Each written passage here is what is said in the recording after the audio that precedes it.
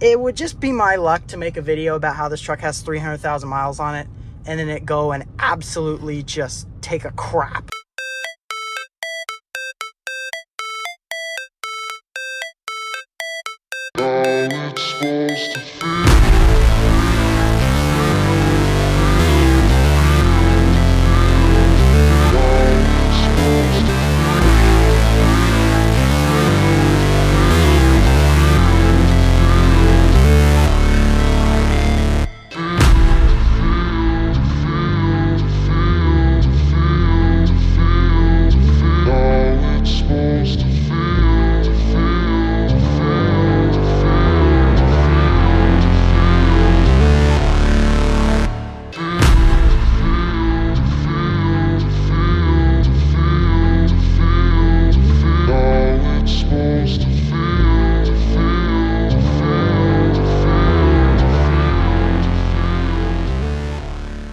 We are back with the infamous 6.4 liter Power Stroke diesel, and the project at hand today is going to be replacing what I guess you'd consider like secondary filters. So we're going to be doing the fuel filter as well as the coolant filter, and not every truck is going to have a coolant filter because I installed a coolant filtration system on this truck, so that's why we're doing the coolant filter. But before we go ahead and get started on changing these, let me go inside the truck and talk to you about the fuel filters. Whenever I change fuel filters on a diesel truck, specifically diesel trucks, gasoline vehicles doesn't matter as much, but diesel trucks, I always make sure that I use a genuine factory part, whether that's AC Delco for Duramax or Motorcraft for Ford or a Cummins part for a Cummins. I guess that would be a Dodge part, but I don't know much about Dodges, so don't quote me on Dodges. I guess it'd be a Mopar part. But no, I don't think Mopar does Cummins. My bad. I don't know anything about Cummins. Let's get that clear. I know nothing about Cummins. I'm only on the Power Stroke game. Whatever. Here's the deal. I always use factory Ford Motorcraft parts for fuel filters specifically, as well as oil filters on the 6.4, because the 6.4 is super sensitive to its filters. So the factory Ford part here is an FD4617, and I ordered this off of Amazon. They're kind of expensive. They're like 45 bucks, but with how often you change them, it's not that big of a deal. Inside the box, you're going to get two filters. You have your upper filter, which comes with an O-ring, and this is the finer filtration. This goes down to 5 microns. You're going to get the lower filter, and the lower filter is where things get pretty important. Let me go ahead and cut this open so I can show you what I'm talking about. Lower filter also comes with an O-ring. On the Ford Motorcraft lower filter specifically, it's going to have this notch which indexes with the housing at a vertical upright position, and that allows this hole right there, I hope you can see that, to bleed all the air out of the system. This is your lower filter, so it's really important that you get all the air out before it sends it up to the high pressure pump. So that bleed hole and this notch is extremely important. It also has this kind of membrane over the filter media, which is a water separator. If you've noticed, both of these are canister filters, so make sure that you grease up your O-rings, because it's not like an oil filter where the old residual oil is just going to make it all greasy and slick and it's not going to be a problem or stick. These are running diesel fuel through them, so you need to grease these or else they are going to be stuck. So with all that being said, you've got your Ford Motorcraft parts, you're ready to change your fuel filters. Let's go ahead and get started. We will start with the upper fuel filter. Going topside on the motor, you're going to see you have two cartridges. You have one that's pretty much dead center of the truck, and then you have one right off to its right. The one off to its right is the upper fuel filter housing, so that's the one that we're going to want to loosen. It's a 36 millimeter socket. These are always stuck pretty tight. I'd recommend unscrewing it slowly if your truck hasn't been sitting very long, just in case if there's any pressure left in there, it'll bleed out nice and slow.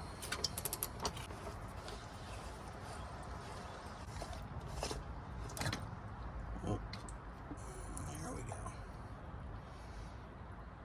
It's going to be pretty messy. Take our new filter, compare them. Both look really close.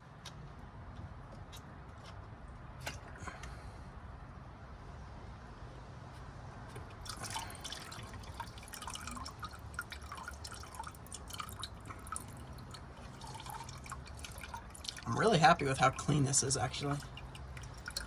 Looks nice. Especially for a truck with 300,000 miles on it. With how expensive diesel is now, I recommend letting this drip every last drop because, I mean, this is like printing money. I've probably saved $5 at least by now. We can turn off the printing press now. On the cap, you want to go ahead and grab a pick so that you can change this O-ring. And note where the O-ring is in the cap. There's another groove up here, but that's not where the O-ring sits. The O-ring sits in the groove just below that. So make sure you get it in the right groove or else it's not gonna seal properly.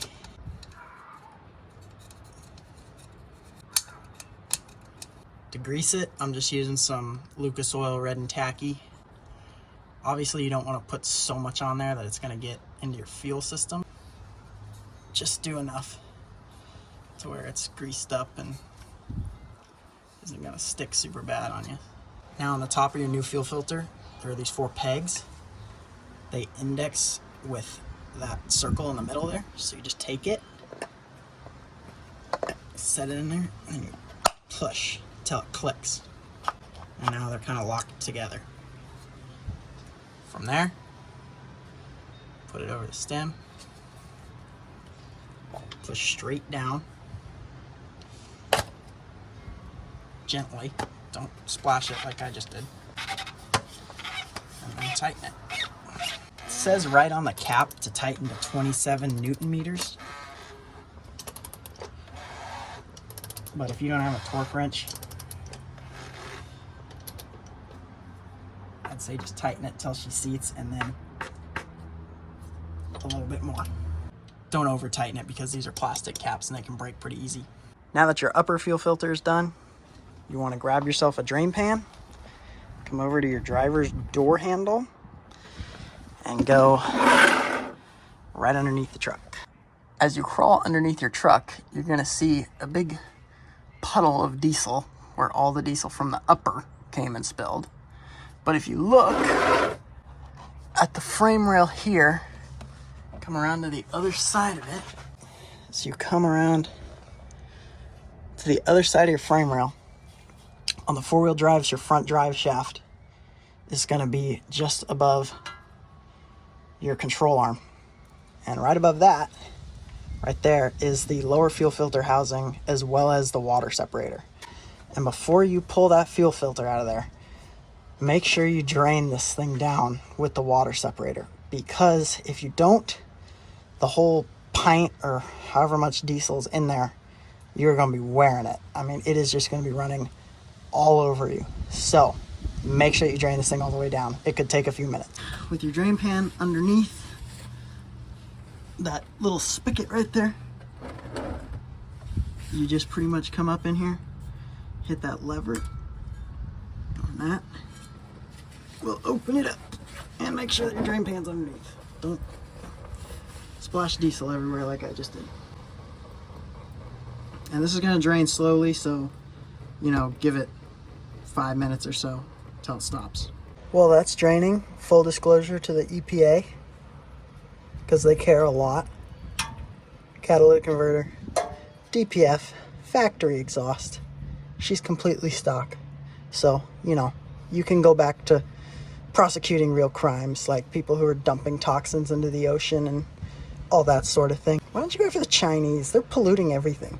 You're gonna get mad at some people because they don't have this. Well, I got it, so go work on the Chinese.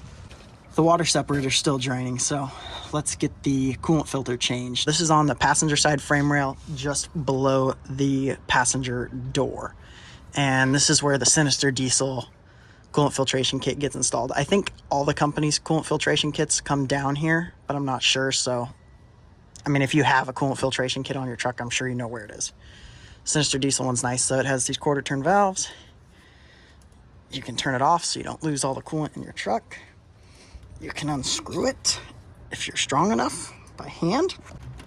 Oh, God. This is why you gotta grease this, guys. Preaching to the choir. All right, let's go. Let's quit being weak. Strength, no weakness. Oh, there we go. Oh, that's fun. Yeah, let that just, all right. Yep, that's good. All right, great. Great. I guess it would be a good idea to pre-fill this, just because you could, I guess, introduce a lot of air into your system, but we will top it off from the reservoir. Let me get a rag, dry this off. A few more cranks. There we go. Turn these back on so it can actually do its job. That should be good. One thing to know about quarter turn valves is that whenever the handle is in line with the pipe, that means it's open. If it's perpendicular to it, it means it's closed. So that's pretty much universal. And with that, the fuel filter housing has slowed to a drip, so we can go ahead and change that now. So we can turn this off now. And this is the same 36 millimeter socket.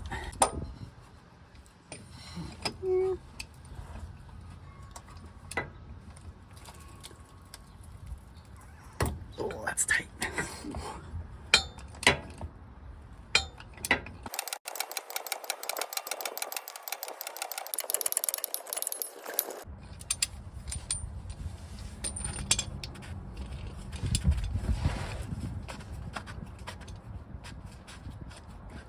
Bit of leak, but not a ton. That's why we drain it, so that we're not just taking a bath right now.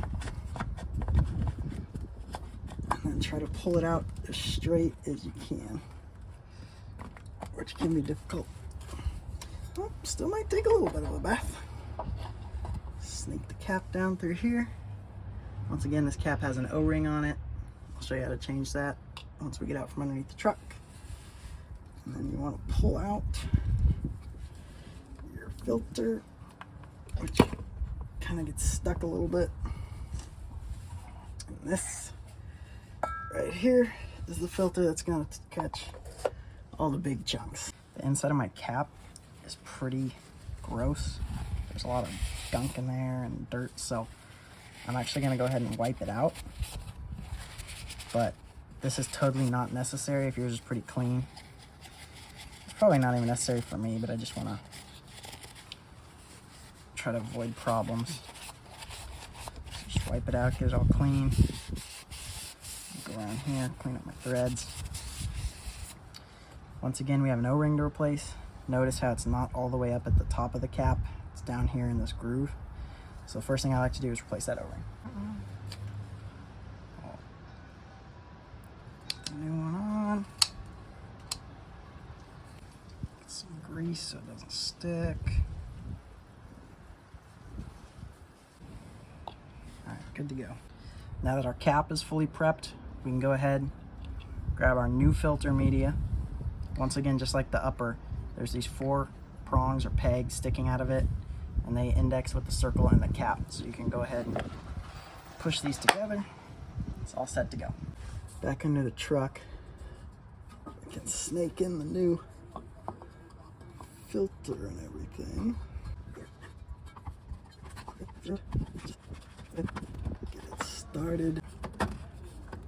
Going back in, it's not going to turn super smooth because, like I talked about earlier, that indexing tab is going to catch on top, and then where it snapped into the cap is going to have to jump. So that's why it's kind of like boom, boom, boom, boom. But that's how you know that that bleed hole is now facing up and everything's in the correct position.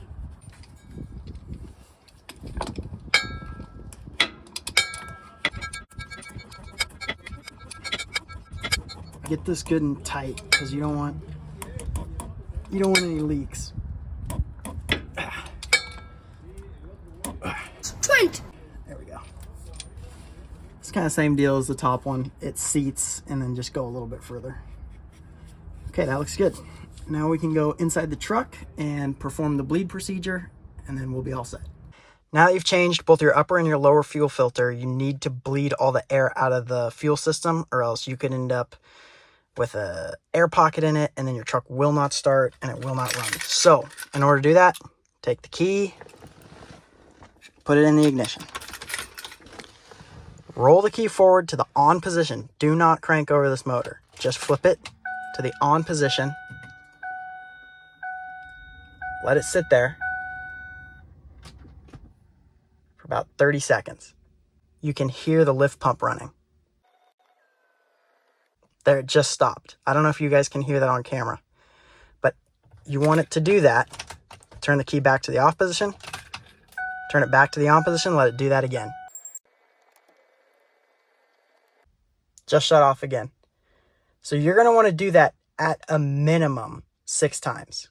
I personally would do 8 or 10, just because before, when I've changed fuel filters and I've only done it 6 times, the truck wants to die when I first start it, but I've caught it with the throttle. So just do it 8, 10 times, make sure there's no air in it, and then you're ready to fire the truck. So I'm going to go ahead and do that 8 more times. The lift pump just shut off for the 10th time, so we should be good to start this thing. Fingers crossed. Look at that. Rock solid idle right off the bat. That's why it's so important to do that bleed procedure. Now, last thing that we're going to want to do, just check those caps where we screwed them back in. Make sure that there's no leaks around there. I mean, with how high the pressure is, especially for the upper fuel filter, it'd be pretty obvious that that thing's leaking. But just take a look, make sure everything's cool. And last thing that we got to do here, take this thing for a spin, make sure it's running good. Go take the truck for a drive, make sure everything is running correctly. And this truck appears to be running good. Get it up to temperature, you know, make sure there's absolutely no air left in it just by driving it. Should all work out. And your eyes are not lying to you.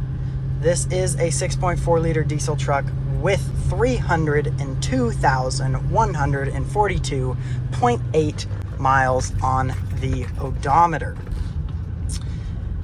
So, if you own a 6.4 and you've heard all the horror stories, everything like I've heard, that they're the worst truck ever, they're gonna blow, they won't make it past 150,000, well,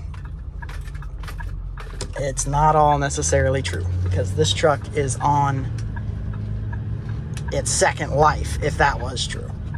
Granted, I am absolutely insane about the maintenance on this truck.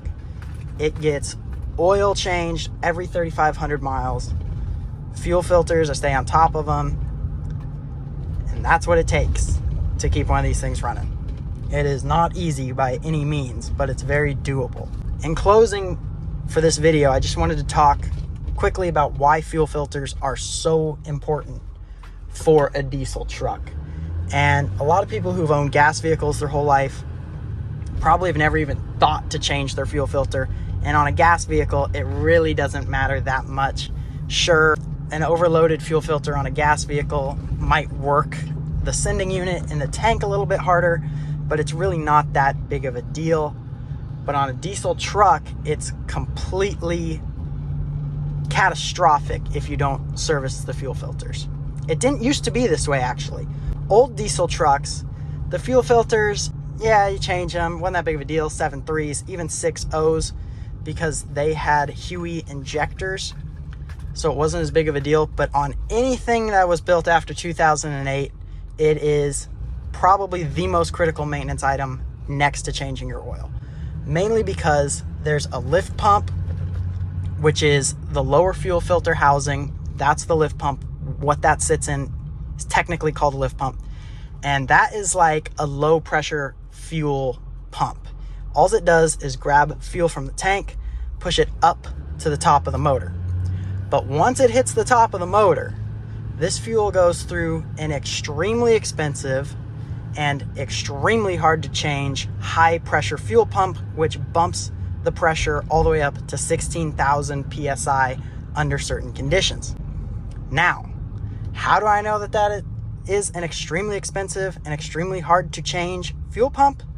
Well, I've had it changed, and it was not fun. This was years ago, and it cost $4,800. So now I can only imagine how expensive it would be. You have to take the whole cab off the truck. It's just a complete friggin' nightmare. So stay on top of your fuel filters. These fuel injection systems in these trucks are super high tolerance, super sensitive to what's getting run through them. So make sure that you're only running clean stuff through them by keeping your fuel filters changed and making sure that everything is working properly and is clean and running smooth. I even run a fuel additive in this truck, Archoil. Everybody thinks it's snake oil, but the numbers don't lie. This truck's got 300,000 on it. Original motor, to my knowledge.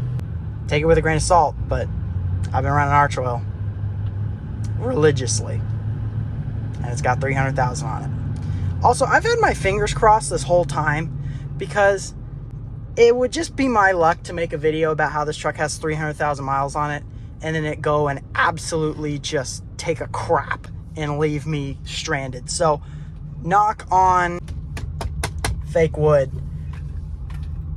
This has just been my experience so far. And I'm just sharing what works for me.